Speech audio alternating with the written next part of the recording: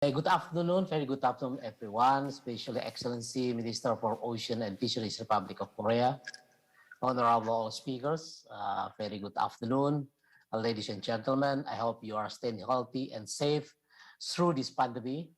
On this event, I would like to share some important information regarding Indonesia ocean policies.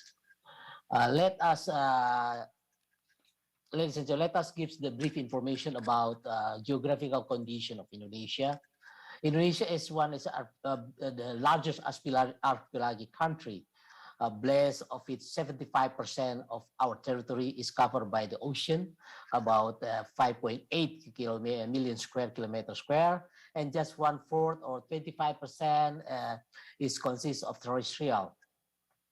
We have more than 17,504 islands, and now 16,056 islands are registered under United Nations.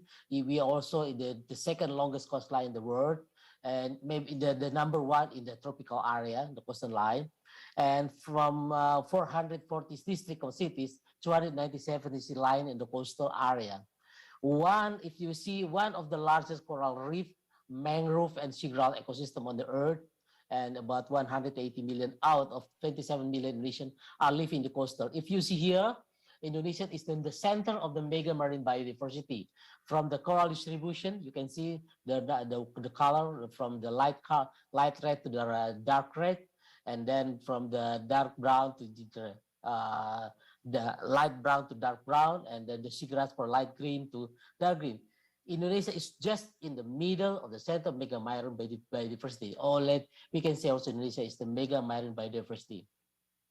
What about Indonesian marine strategies? If we see here the strategies, issues, and policy direction based on what we call it, the Indonesian middle planning, 2020-2024. When we call it Indonesian ocean policy, we have to see there is a current condition, strategic issues, and policy direction.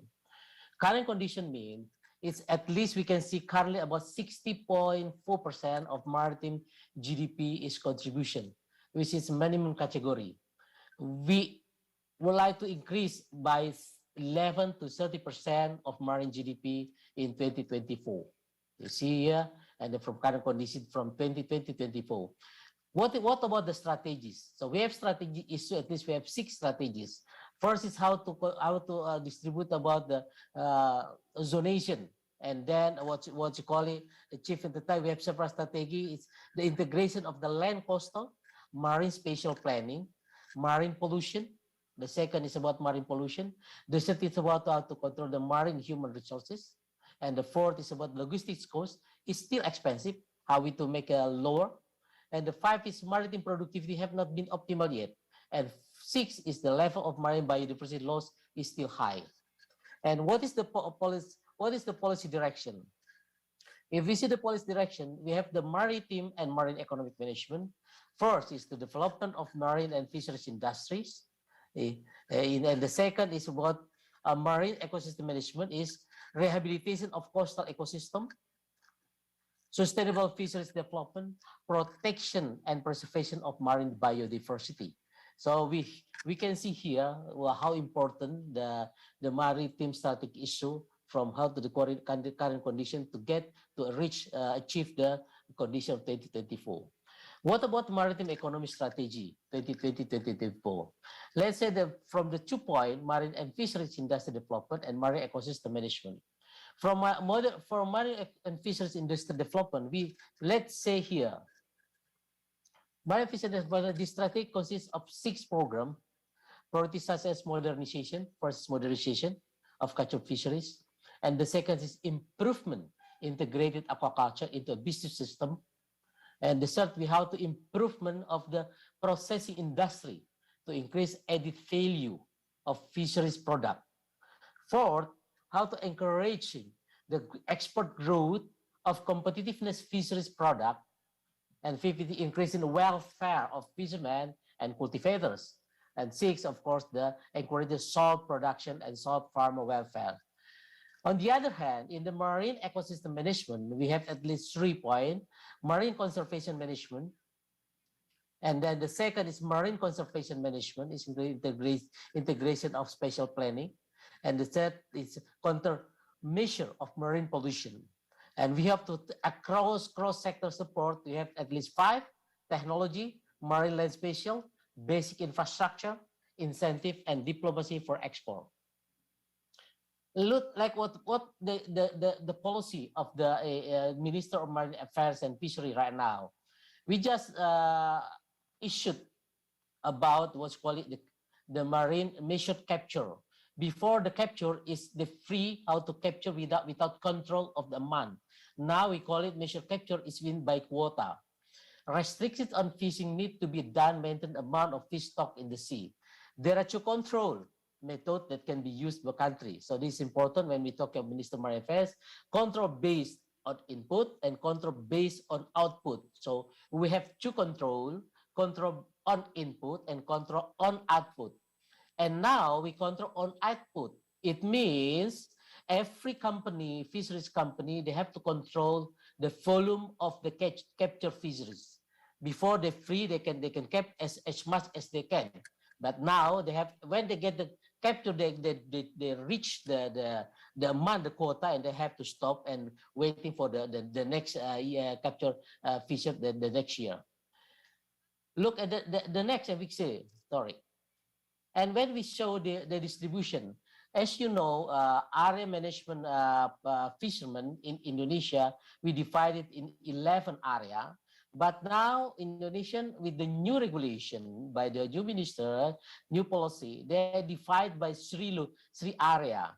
Three area mean still the number of area management fishing area. I mean, it's depend of the geography. We divide by three color blue one, green one, and the red one. Blue one is mean they allow all the kind of the vessel, fishing vessel above of the 70 gross ton, especially industry one. But the local fishermen can also involve in this area. Especially in the green one, it is just for the local fishermen, especially for the size of the fishing boat is less than 30 gross ton. And the red one is sonar spawning and nursery ground. It's what's called limited catchment area, because the area is for sonar spawning on nursery ground. It's prohibited for the industrial fishing vessel to come to capture fish in this area. So you can see here, if the big company come to this area to want to catch fisheries, there is not in the 714, the red one, they cannot inside to catch this area, to catch a fish this area, but they just can fish in the blue one. And the local fishermen can catch in the green one, and in the 714 they still can catch in the area is less than 12 miles. It's mean the area is along the coast, because they still, most of the people, the fishermen live in this area, so they can catch less than 12 miles, and the rest must be still close for the fishing area, because this is sonar spawning and nursery grown special for the tuna. And what about the agriculture, mariculture fisheries? Indonesia now concentrate for 4 export commodities, beside the other local commodities: shrimp, faname, lobster, seaweed, and crab. Now actually we have at least for the shrimp it's about 800,000 ton our production, and for lobster is about 160 ton, and seaweed is about 9.7, and crab is about 14. And that is our target. For shrimp, we will triple, not double, triple. And for lobster, maybe more than that one, 8,000. The seaweed, we will make a double, the amount. And then the crab is about the double, also about the double. This is the target. So we concentrate. First, of course, we to call it the capture, a measured capture. The second, agriculture, this we call agriculture. Smart agriculture is mean for the sustainable aquaculture. We can control the aquaculture. And what about the vision? Because our Indonesian maritime policy is just 2024. What about 2045?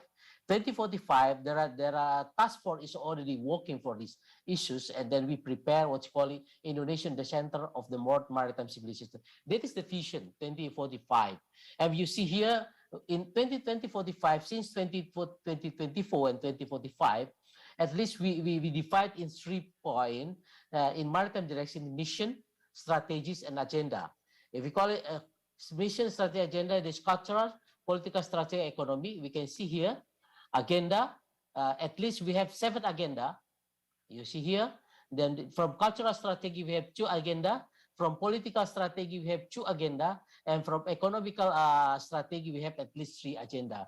This agenda we have to develop in the between 2024 and 2045, and we make in this agenda 7 agenda for 2045 and 9 policies, 23 strategic initiative for 2045 maritime direction. You can see here more detail.